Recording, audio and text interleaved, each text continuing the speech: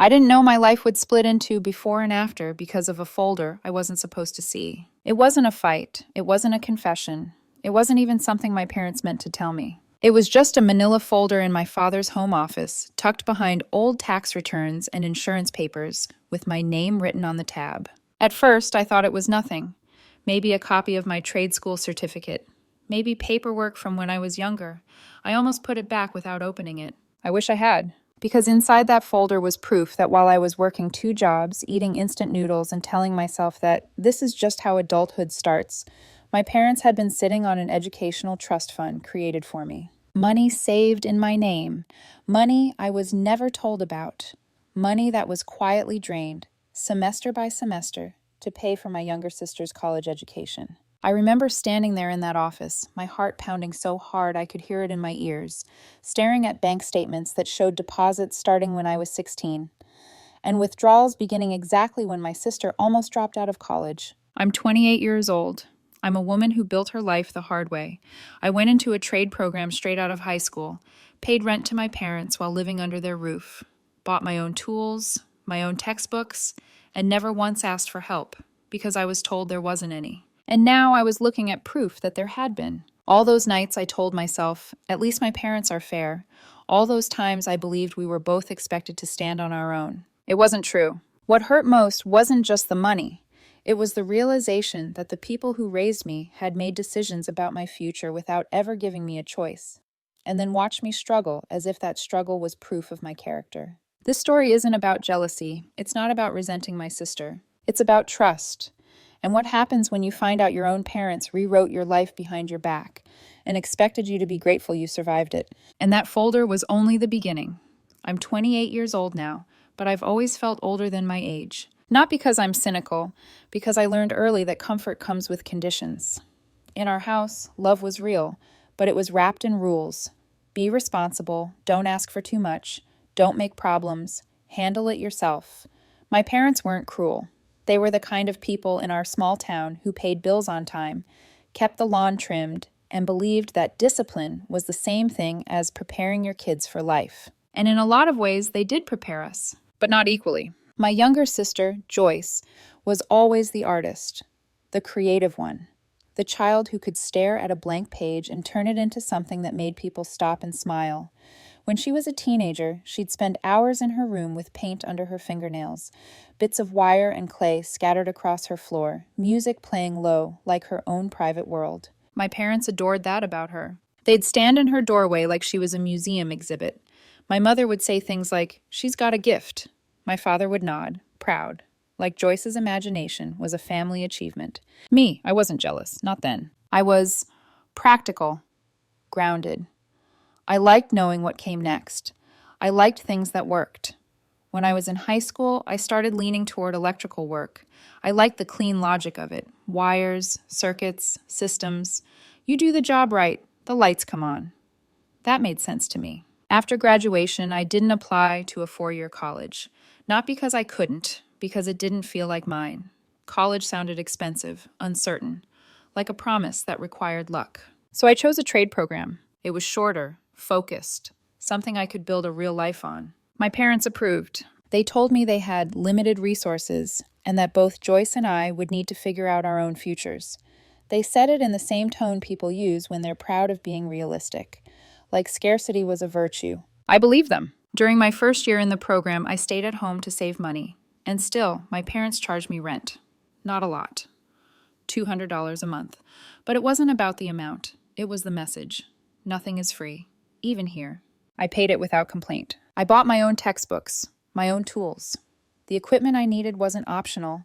It was the difference between passing and failing. I remember standing in the aisle of a hardware store, doing math in my head, calculating whether I could afford a set of insulated pliers or if I needed to wait until my next paycheck. Some weeks, dinner was instant noodles, not because we were starving, but because I was budgeting every dollar so I wouldn't have to ask. And I told myself that was adulthood. 2 years later, Joyce finished high school and announced she wanted to attend the State Art College, 3 hours away. The tuition was reasonable for in-state students, but she needed room and board, studio fees, supplies. Art isn't cheap when you're doing it seriously. My parents smiled and acted supportive, but they told her the same thing they told me. You'll have to find a way. Joyce applied for financial aid. She got grants, but not enough. She took out loans for the rest. She moved onto campus like she was stepping into the life she'd always been meant for. I helped her move in. I carried boxes up 2 flights of stairs, sweating through my shirt, watching her arrange her paints and sketchbooks like they were sacred objects. She was glowing. And despite everything, despite my own exhaustion, I was happy for her. Because she was my sister. And for a while, it looked like she was going to make it work. Until her second year. One night, she called home crying. Not quiet crying. The kind of crying where her words broke apart and she sounded embarrassed that she couldn't control it. She said the stress was crushing her. The loans were stacking. She was working 20 hours a week at the campus bookstore just to afford supplies, and she was falling behind. She said she was thinking about dropping out. I remember sitting on my couch after that call, staring at the wall, because I understood that kind of pressure. The kind that makes you feel like you're drowning in numbers and deadlines while everyone else just swims. My parents told Joyce they'd think of something, and in my mind, I assumed it meant the usual.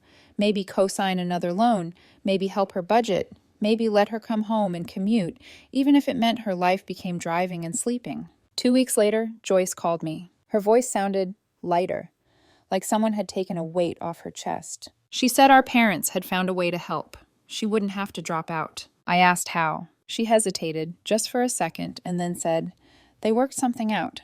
And I didn't push, because I trusted my family. Because I had no reason not to. Because I still believe the story I'd been told. There isn't extra money. There isn't a safety net. We're all doing our best with what we have. I didn't know that while I was building my life the hard way, my parents had already built a secret plan. And I was the one paying for it. I'm 28 years old now, but I've always felt older than my age. Not because I'm cynical, because I learned early that comfort comes with conditions. In our house, love was real, but it was wrapped in rules. Be responsible. Don't ask for too much. Don't make problems. Handle it yourself. My parents weren't cruel. They were the kind of people in our small town who paid bills on time, kept the lawn trimmed, and believed that discipline was the same thing as preparing your kids for life. And in a lot of ways, they did prepare us, but not equally. My younger sister, Joyce, was always the artist, the creative one. The child who could stare at a blank page and turn it into something that made people stop and smile. When she was a teenager, she'd spend hours in her room with paint under her fingernails, bits of wire and clay scattered across her floor, music playing low like her own private world. My parents adored that about her. They'd stand in her doorway like she was a museum exhibit. My mother would say things like, "She's got a gift." My father would nod, proud, like Joyce's imagination was a family achievement. Me, I wasn't jealous, not then. I was practical, grounded. I liked knowing what came next. I liked things that worked. When I was in high school, I started leaning toward electrical work. I liked the clean logic of it, wires, circuits, systems. You do the job right, the lights come on. That made sense to me. After graduation, I didn't apply to a 4-year college. Not because I couldn't, because it didn't feel like mine.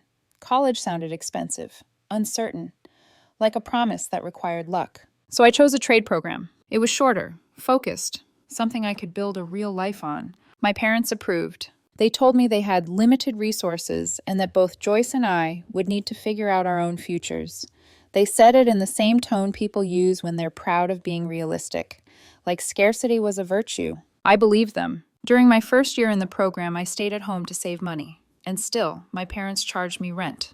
Not a lot. $200 a month. But it wasn't about the amount. It was the message. Nothing is free, even here. I paid it without complaint. I bought my own textbooks, my own tools. The equipment I needed wasn't optional. It was the difference between passing and failing. I remember standing in the aisle of a hardware store, doing math in my head, calculating whether I could afford a set of insulated pliers or if I needed to wait until my next paycheck. Some weeks, dinner was instant noodles, not because we were starving, but because I was budgeting every dollar so I wouldn't have to ask. And I told myself that was adulthood. 2 years later, Joyce finished high school and announced she wanted to attend the State Art College, 3 hours away. The tuition was reasonable for in-state students, but she needed room and board, studio fees, supplies. Art isn't cheap when you're doing it seriously. My parents smiled and acted supportive, but they told her the same thing they told me. You'll have to find a way. Joyce applied for financial aid. She got grants, but not enough. She took out loans for the rest. She moved onto campus like she was stepping into the life she'd always been meant for. I helped her move in. I carried boxes up 2 flights of stairs, sweating through my shirt, watching her arrange her paints and sketchbooks like they were sacred objects. She was glowing. And despite everything, despite my own exhaustion, I was happy for her. Because she was my sister. And for a while, it looked like she was going to make it work. Until her second year. One night, she called home crying. Not quiet crying. The kind of crying where her words broke apart and she sounded embarrassed that she couldn't control it. She said the stress was crushing her. The loans were stacking. She was working 20 hours a week at the campus bookstore just to afford supplies, and she was falling behind. She said she was thinking about dropping out. I remember sitting on my couch after that call, staring at the wall, because I understood that kind of pressure. The kind that makes you feel like you're drowning in numbers and deadlines while everyone else just swims. My parents told Joyce they'd think of something. And in my mind, I assumed it meant the usual. Maybe co-sign another loan. Maybe help her budget. Maybe let her come home and commute, even if it meant her life became driving and sleeping. 2 weeks later, Joyce called me. Her voice sounded lighter, like someone had taken a weight off her chest. She said our parents had found a way to help. She wouldn't have to drop out. I asked how. She hesitated, just for a second, and then said, they worked something out. And I didn't push, because I trusted my family, because I had no reason not to, because I still believed the story I'd been told. There isn't extra money, there isn't a safety net. We're all doing our best with what we have. I didn't know that while I was building my life the hard way, my parents had already built a secret plan, and I was the one paying for it. The folder was heavier than it looked. That sounds strange, I know. But when I picked it up, there was a physical weight to it, like my body already understood what my mind hadn't caught up to yet. My name was written on the tab in my father's handwriting.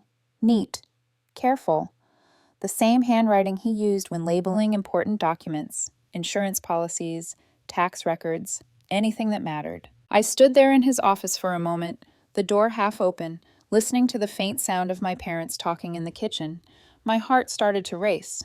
Not because I thought I was doing something wrong, but because I suddenly felt like I was about to learn something I couldn't unlearn. I opened the folder. Inside were bank statements, old ones, dated back to when I was 16. At first, I didn't understand what I was looking at. Regular deposits, small amounts at first, then larger ones, consistent, methodical, the kind of saving you only do when you're planning for something important. Then I saw the account title, an educational trust fund. My educational trust fund. I flipped through these pages faster now, my fingers shaking. The balance grew year after year, right through my senior year of high school. By the time I graduated, the total was just under $25,000. I had to sit down. Because while I had been deciding between which textbooks I could afford and which ones I'd have to buy used, while I'd been paying rent to live in my childhood bedroom, my parents had been quietly building a financial safety net for my future. And then, on the next page, the deposits stopped. The withdrawals started during Joyce's sophomore year of college. Large withdrawals, one every semester. The dates lined up perfectly with the moment Joyce had called home in tears, talking about dropping out. I felt sick. The last withdrawal was dated 2 months earlier. The balance at the bottom of the page was 0. I don't remember how long I sat there staring at those papers. Minutes? An hour? Time stopped making sense. All I could hear was the sound of blood rushing in my ears. They hadn't just helped Joyce. They had used money that had been saved for me, money I didn't even know existed, to do it. And they never told me. I walked into the kitchen with the folder still in my hands. My parents stopped talking when they saw my face. "What's that?" my mother asked too quickly. I put the folder on the table and opened it to the first page. "I found this in Dad's office, I said. My voice sounded steady, which surprised me. "Can you explain why there's an educational trust fund with my name on it that I've never heard of?" The silence that followed was immediate and heavy. My father sat down slowly, like his legs had given out. My mother crossed her arms, defensive before she even spoke. My father went first. "We started that account when you were in high school," he said. "It was meant to help you with college." "College," I repeated. "You mean the thing you told me you couldn't afford to help me with?" They exchanged a look. "We planned to tell you," my mother said. "But when you chose trade school instead, we didn't think you needed it." Needed it. That word hit harder than I expected. "So instead," I said, my chest tightening, You decided to keep it a secret. My father nodded. We thought it would be better to save it for something else. I flipped to the withdrawal pages and pushed the folder toward them. And when Joyce needed money, I said, you decided that something else was her. My mother sighed, like I was being difficult. She was struggling, she said. She was going to drop out. And I wasn't? I asked quietly. Neither of them answered. Joyce had come into the kitchen at some point during the conversation. She stood frozen by the doorway, her eyes moving between the folder and our parents' faces. What is this? She asked. I looked at her then, really looked at her, and realized she didn't know. It's the fund Mom and Dad set up for my education, I said. The one they used to pay for yours. Joyce's face drained of color. They told me it was family savings, like she said. They never said. I know, I said quickly, and I meant it. Because in that moment, it became painfully clear that this wasn't just a betrayal of me. It was a web of half-truths and omissions that had wrapped around all of us. My parents insisted the money had never really been mine, that my name was on the account for legal purposes, that they'd made the best decision for the family as a whole. But standing there, holding proof that my life could have been different if they'd trusted me with the truth, I realized something fundamental had broken, and no explanation was going to fix it. I don't remember yelling. That's the strange part. I remember the conversation stretching out in slow motion, like every sentence had to push its way through a thick wall of disbelief before it could exist. I remember my hands pressed flat against the kitchen table, grounding myself, because if I let go, I wasn't sure my body would stay upright. My parents kept talking. They explained. They justified. They softened their words like they were patting the edges of something sharp, hoping it wouldn't cut as deeply if they said it gently enough. We never meant to hurt you.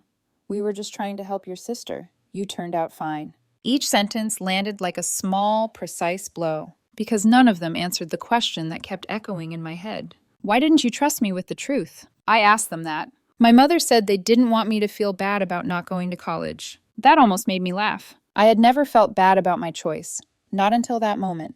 Not until I realized that I'd been making decisions in the dark while they'd been quietly rearranging the room around me. My father said they thought I was more independent than Joyce. That word again. Independent. As if independence meant I didn't deserve the same honesty.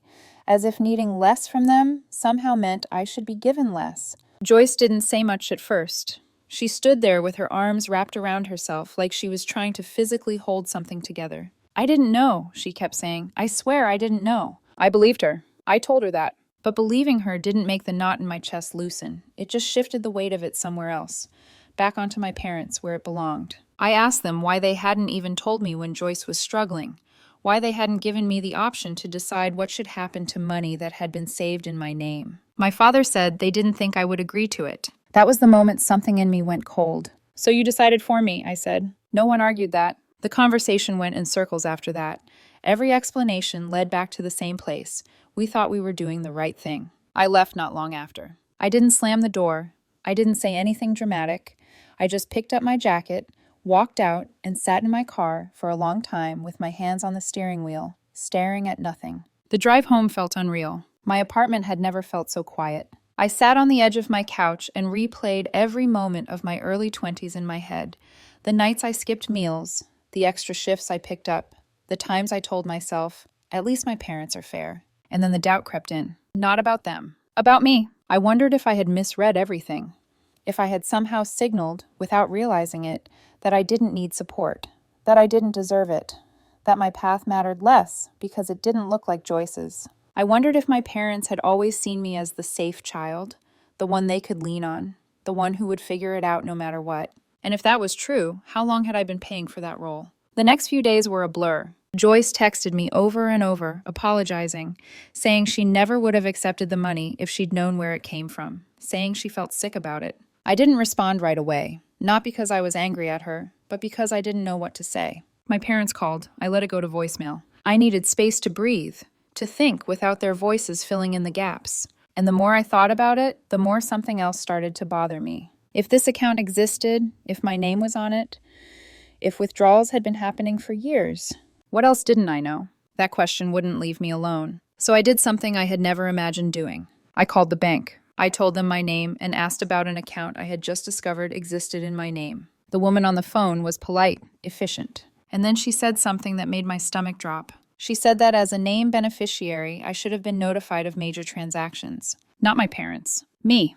That was the moment my confusion turned into something else. Because now it wasn't just about hurt feelings or miscommunication. It was about the possibility that what my parents had done wasn't just unfair. It might not have been legal. And suddenly, the story I thought I knew about my family wasn't just cracked. It was starting to fracture. Once the doubt took root, it grew fast. After that phone call with the bank, I couldn't just sit with my feelings anymore. This wasn't something I could process emotionally and hope would fade. There were facts involved now, documents, rules, responsibilities my parents may have ignored. I took a day off work. I sat at my kitchen table with my laptop, a legal pad, and a cup of coffee that went cold without me noticing. I called the bank again, this time asking more specific questions. I wrote everything down. The account had been opened when I was 16. It was structured as an educational trust fund. My name was not just symbolic, it was functional. Notifications about major withdrawals should have gone to me. The woman on the phone hesitated before telling me that last part, like she wasn't sure how much she was allowed to say. She also mentioned something else. Because the account was classified as an educational trust, it came with tax benefits. Benefits my parents had been claiming for years. Benefits tied directly to me. I felt that same sick feeling again, spreading through my chest. I asked another question I hadn't planned to ask. Had my parents continued claiming me as a dependent after I moved out? There was a pause. Then she said, based on the records we have, yes. Longer than they should have. I thanked her and ended the call. Then I sat there staring at the wall because suddenly my past wasn't just a series of hard choices. It was a ledger, a system, a structure built on decisions made without my consent, while I was told there was nothing more available. I didn't sleep much that night. 2 days later, I asked my father if we could talk, just the two of us. I told him I needed honesty, no spinning, no protecting feelings. He agreed. We met at my parents' house on a Saturday afternoon. Joyce wasn't there. The silence felt intentional. I started by telling him what I'd learned from the bank. The educational trust fund, the notification requirements, the tax benefits. My father listened, his jaw tightening with every point. When I asked about the letters, whether the bank had sent correspondence addressed to me, he didn't answer right away. Then he sighed. Yes, he said, they sent mail. I asked where it was. My mother went to the filing cabinet and came back with a stack of envelopes. Some unopened. Some opened and refiled. All addressed to me. My name. My address. Handled without my knowledge. My hands shook as I went through them.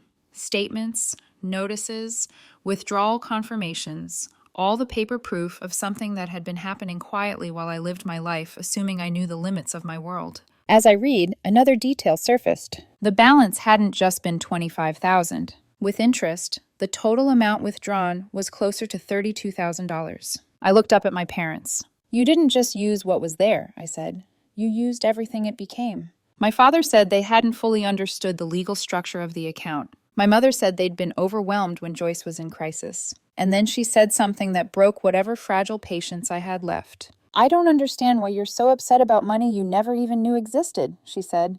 You managed fine without it. That sentence echoed in my head long after she said it. Managed fine. As if survival erased injustice. As if struggling successfully meant the struggle never mattered. I told them exactly what that money could have changed. I could have gone to a 4-year college. I could have taken advanced certifications sooner. I could have worked fewer jobs and learned more. I could have had choices. My father dismissed it as hypothetical. You've got a good career now, he said. There's no guarantee things would have been better. That was when I understood something I hadn't wanted to see before. They didn't just see my path as different. They saw it as less deserving of investment, less worthy of protection, less important to preserve. The conversation ended badly. My mother accused me of being jealous of Joyce. My father said I was being selfish for wanting money that had already been spent for the family. I left again, with no resolution. This time I didn't go home. I met Joyce for coffee the next day. I showed her the documents. She went very quiet. She told me our parents had never once said the money was connected to me. They'd described it as family emergency savings. They'd even asked her not to talk to me about it, framing it as protecting my feelings. She offered to pay me back. I told her no. This wasn't her debt. It was our parents'. But the pressure didn't stop there. My parents began asking Joyce to mediate. Extended families started noticing the distance. The air around every interaction felt heavier. And through all of it, one truth kept solidifying inside me. This wasn't just about money. It was about who gets support, who gets sacrifice, and who gets silence. And I was done being the silent one. The hardest part wasn't the anger. It was the quiet. After the last conversation with my parents, everything went still in a way that felt unnatural, like the air before a storm that never comes. They stopped calling. I stopped checking my phone to see if they had. Joyce and I texted occasionally, short messages, careful ones, but even that felt like walking on cracked ice. At night, the questions crept in. Not the ones about money or legality, the personal ones. I started replaying my childhood with a different lens, and that's when the ache really set in. The memories that used to feel neutral suddenly took on weight. I remembered my parents cheering for Joyce's art shows, rearranging their schedules to attend openings and exhibitions. I remembered them telling me they were proud of my work ethic instead of my talent. At the time, I thought that was just different love languages. Now, I wasn't so sure. I remembered being 16 when the trust fund was first opened, when I had no idea that something was being built for my future without my knowledge. I remembered being 19, paying rent to live in my own home, telling myself it was fair because that's how the real world works. I wondered if they'd already decided then that I would be the one who could handle less, the one who didn't need a cushion, the one who would survive no matter what was taken from her. I didn't tell anyone how much it hurt, not my coworkers, not my friends.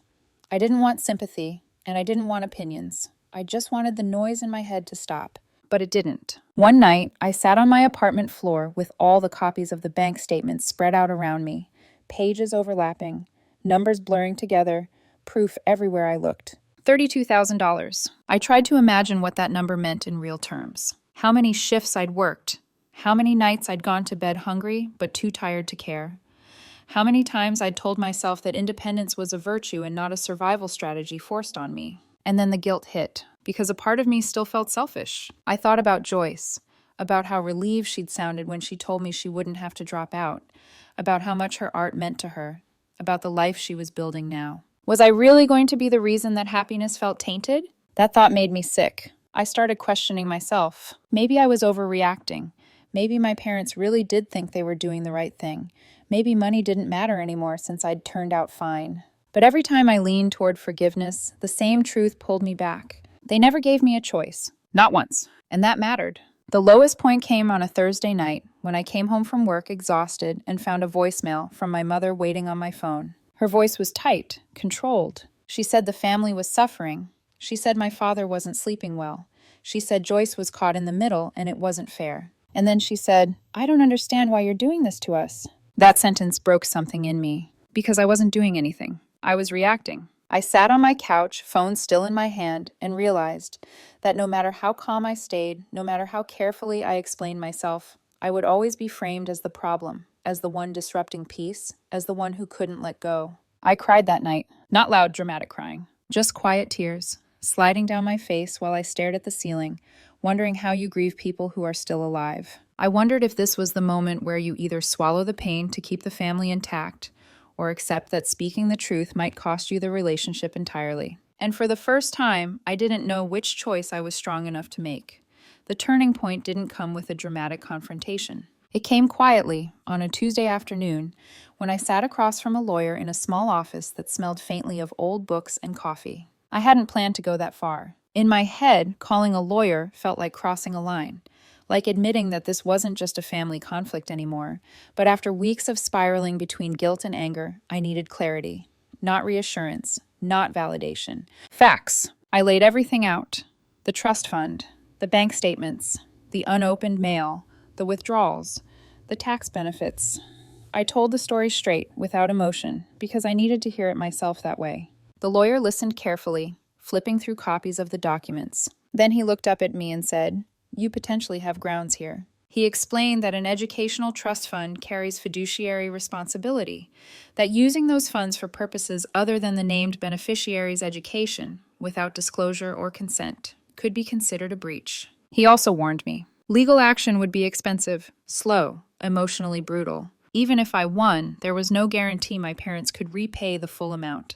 And even if they did, it wouldn't undo what had already happened. I sat there absorbing that. And suddenly, something inside me settled. Because for the first time since this began, the situation had shape, boundaries, names for what had happened. It wasn't just family stuff. It wasn't just a misunderstanding. It was a violation of trust. I didn't walk out of that office ready to sue my parents. I walked out knowing I didn't have to keep doubting myself. That night, I called my father and asked for a family meeting. I told him I wanted to talk about a resolution. No yelling, no deflecting, just honesty. He agreed. We met 2 weeks later at my parents' house. This time, Joyce was there too. I told them what the lawyer had said, not as a threat, but as information. I explained that the fund had legal protections and that what they'd done carried consequences beyond hurt feelings. My father bristled immediately. "So you're threatening us now?" he asked. "No," I said calmly. "I'm explaining reality." My mother looked stunned, like she hadn't believed this could ever extend beyond our living room. Then I asked them something simple. "What is your plan to address the money you took from my educational trust fund?" They exchanged a look. My mother spoke first. She said they couldn't undo the past, that the money was gone, but they had talked and wanted to make an offer. They offered me $15,000, less than half of what had been taken. They said it was all they could afford. Joyce spoke up then, her voice shaking. She said she didn't want any future financial help from them, that the whole situation had made her uncomfortable, that she didn't want to benefit from something that had hurt me. My mother snapped at her, accused her of being ungrateful. And that was the moment everything became clear. They still didn't see this as one connected decision. They saw Joyce's education as an act of love, my loss as an unfortunate side effect. I told them their offer wasn't enough, not just financially, but morally. I said I needed acknowledgement, responsibility, a real understanding of what they'd done. My father said that was the best they could do. "Then I need time," I said. I left knowing something had shifted, not because I had won, but because I had stopped begging them to see me. For the first time, I chose myself, not out of anger, but out of clarity. I didn't make my decision right away. After that meeting, I took a step back, not to cool off, but to think clearly. For the first time in weeks, my thoughts weren't racing. They were steady, focused. I knew what my parents had done. I knew what they weren't willing to admit. And I knew that whatever happened next would shape the rest of our relationship. So I chose a different kind of action. I wrote a letter, not an emotional one, not a confrontational one, a factual one. I laid out the timeline from the beginning. When the trust fund was opened, how deposits accumulated, when withdrawals began, and how they aligned precisely with Joyce's financial crisis in college. I included copies of bank statements, account summaries, and the letters addressed to me that had never reached my hands. I explained the tax benefits tied to the educational designation and how those benefits had been claimed while I was working, paying rent, and supporting myself. I didn't accuse, I didn't insult, I didn't dramatize. I just told the truth. Then I sent copies of that letter to extended family, my grandparents, my aunts and uncles, people who had always assumed they knew our family dynamics, people who had contributed birthday money over the years, believing it was being saved for my future. I didn't warn my parents. I didn't need to. The response was immediate. My grandmother called me 2 days later, her voice tight with disbelief. She said she had put money into that fund when I was younger and had always assumed it was still there for me.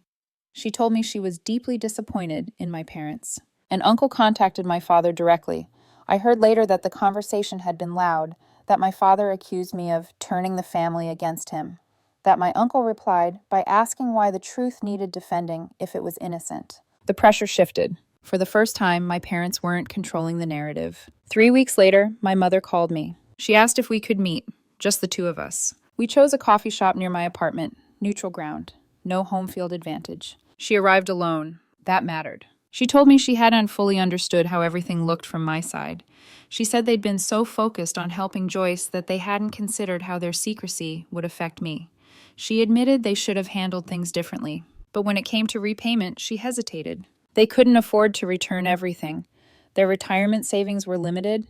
They were scared about the future. I told her I had already accepted that I might never recover the full amount. What I needed wasn't just money. It was acknowledgement. I told her I needed them to say, clearly, that they had violated my trust, that using my educational fund without my knowledge or consent was wrong, and that going forward, they would be transparent about financial decisions affecting their children. She said she could agree to that. She wasn't sure my father could. 2 weeks later, both my parents came to my apartment. My father looked uncomfortable the entire time, defensive but quieter than before. Eventually, he admitted they should have told me about the trust fund.